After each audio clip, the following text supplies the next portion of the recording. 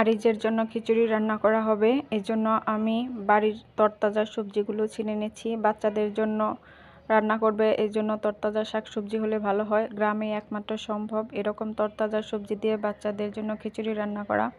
এখানে আমি সিম আর পুঁই শাক তুলে নিচ্ছিলাম। তো সবজি খিচুড়িতে যাওয়ার জন্য পুঁই শাক নিয়েছি, তারপরে সিম, কোয়েল পাখির ডিম, একটু রসুন আর একটা পেঁয়াজ আর ব্রোকলি তো সবসময় পাওয়া যায় না, এই জন্য ফ্রিজে ফ্রোজেন করে রেখে দেওয়া হয়। তারপরে একটা আলু, গাজরও দেওয়া হয়, কিন্তু আজকে বাসায় গাজর ছিল না, এই জন্য আর গাজর দেওয়া হয়নি। এরপর দিবে পোলাওয়ের চাল, এগুলো আমাদের বাড়ির।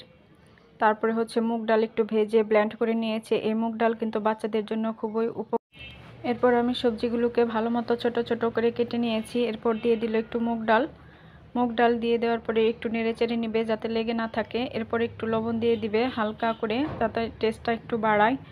তারপরে দিয়ে দিবে সরিষার তেল। আর বাচ্চাদের খাবারে সবসময় সরিষার তেল ইউজ করবেন, এটা আমাদের ক্ষেতের সরিষার তেল, খুবই ভালো।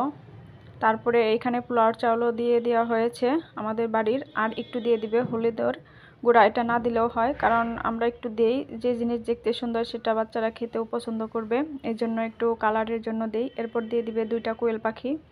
আর যেহেতু 1 বছর বয়স, এই জন্য 2টা কোয়েল পাখির ডিম দিয়েছে। আর কোয়েল পাখির ডিম কিন্তু বাচ্চাদের জন্য খুবই উপকারী। এমনি তো ডিম খেতে চায় না, এজন্য এক এক দিন এক একটা দেয়। আজকে ডিম দিয়ে রান্না করতেছে, আবার একদিন মাছ দিয়ে রান্না করে, আবার একদিন আপনার মাংস দিয়ে রান্না করে।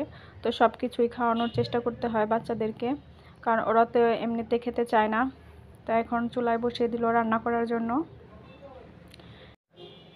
যখন দেখবেন চালটা ফুটে গেছে, তখন এরকম একটা হাতনি দিয়ে আপনার ভালো মতো এটাকে ম্যাশ করে নিতে হবে। অনেকে ব্লেন্ডারে করে, কিন্তু আরিজ আবার ব্লেন্ডারে দিলে খেতে চায় না, এই জন্য হাতে এরকম ঢাল ঘুটনি দিয়ে ভালো মতো এটাকে সব সবজি, তারপরে চাল ডাল সব কিছু ভালো মতো এরকম মিক্স করে নিতে হবে।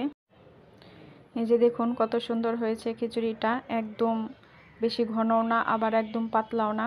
এভাবে রান্না করলে বাচ্চা খাবে, সাথে বাচ্চার বাপও খাবে। এই যে দেখুন আরিজ পাখি কত মজা করে খিচুড়ি খাচ্ছে। এই খিচুড়িটা কিন্তু ওর খুবই প্রিয়, ও প্রতিদিনই এই খিচুড়িটা খায়, অনেক মজা করে খায়। মাশাআল্লাহ বলবেন সবাই।